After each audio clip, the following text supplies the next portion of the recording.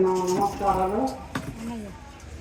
ఇప్పుడు మానవ జన్మ 84 లక్షల జీవరాశుల్లో లాస్ట్ది కడది మానవ జన్మ. ఈ మానవ జన్మ వచ్చినందుకు మనము ఏం చేస్తున్నాము, ఎలా ఉంటున్నాము, ఎలా మసులుకుంటున్నాము అనేది ప్రతి ఒక్కళ్ళు అర్థం చేసుకొని మనం ఎందుకు వచ్చామో, మన జన్మ ఏంటి అని ఆలోచించుకొని దానికి తగ్గట్టుగా మనం నడుచుకుంటూ ఎప్పుడు 24 గంటల్లో పొద్దున 1 గంట, సాయంత్రం 1 గంట భగవన్నామ స్మరణ చేసుకుంటూ ధ్యానం కానీ, జపం కానీ, కీర్తన కానీ, ఎలా ఏది ఎవరికి వస్తే వాళ్ళు అట్లా ప్రసంగాలు చెప్పుకుంటే సత్సంగాలు అడిగిపోవటం. మనుష్యానాం శాస్త్రేషు కచ్చిద్దతతి సిద్ధయే యతతామాపి సిద్ధానాం కచ్చిన్మాం వేసి తత్వతః. శ్రీకృష్ణ పరమాత్మ అర్జునుడు చెప్పారు.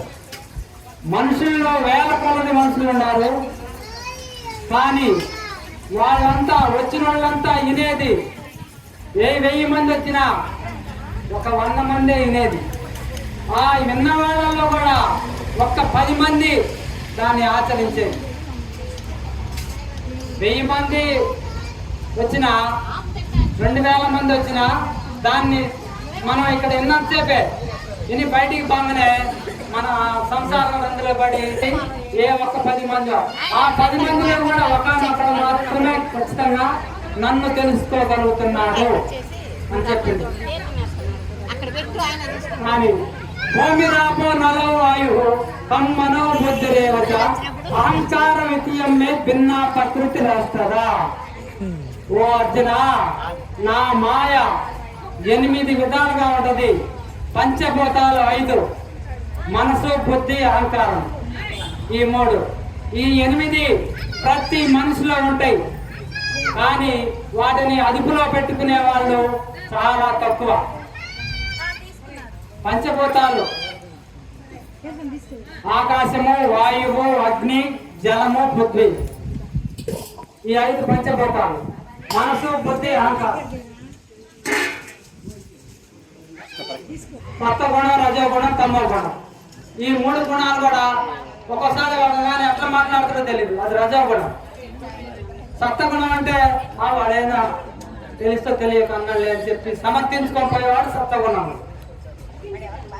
తమోగుణం అంటే ఒకడు చెప్తున్నా కానీ వినిపించుకోడు, ఆ దాన్ని వాడు పోతుంటాడు, మొద్దుగా నిద్రపోతుంటాడు, ఇదన్నీ తమోగుణం. అందుకని ఈ గుణాలు, ఈ అష్టమదాలు, ఇవన్నీ కూడా ఎవరు అదుపులో ఉంచుకుంటే పరమాత్మతోటి ఎవరు లీనమై రోజుకి 1 గంట పొద్దున, 1 గంట సాయంత్రం కనుక మనం పరమాత్మని ధ్యానిస్తే మన మనసు కూడా, మనం ఎట్లా నడిస్తే మన ఇంట్లో కోడలు కానీ, పిల్లలు కానీ పద్ధతిగా నడుచుకుంటారు. సాంప్రదాయం బట్టి నడుచుకుంటే సాంప్రదాయంగా ఉంటుంది. ఇప్పుడు ఈ పంచభూతాలు 5లో 5 గుణాలు ఉంటాయి.